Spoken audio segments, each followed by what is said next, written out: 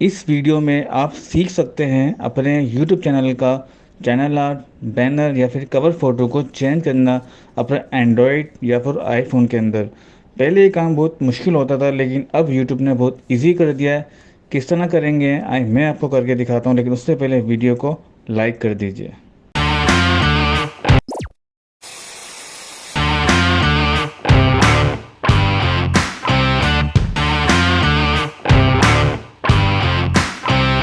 अपने YouTube channel का channel art, banner या फिर कवर चेंज करने के लिए आप ओपन करेंगे YouTube की एप्लीकेशन। उसके बाद आप क्लिक करेंगे चैनल आइकन पे। उसके बाद आप क्लिक करेंगे योर चैनल पे और उसके बाद आप क्लिक करेंगे पेंसिल के आइकन पे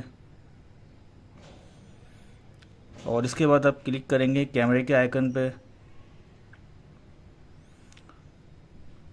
उसके बाद आप सिलेक्ट करेंगे अपना कवर फ़ोटो, यहाँ क्लिक करेंगे। जो मेरा कवर था वो मैंने सिलेक्ट कर लिया है अपनी मोबाइल गैलरी से। उसके बाद आप इसको सेव करेंगे। आप देख सकते हैं कि मेरे चैनल का कवर फ़ोटो, चैनल आर्ट या फिर बैनर चेंज हो चुका है। आई होप आज की वीडियो आपको पसंद आई होगी। तो मिलते हैं नेक्स्ट वीडियो में। अपना बहुत ख्याल रखिएगा। अल्लाह हाफिज़।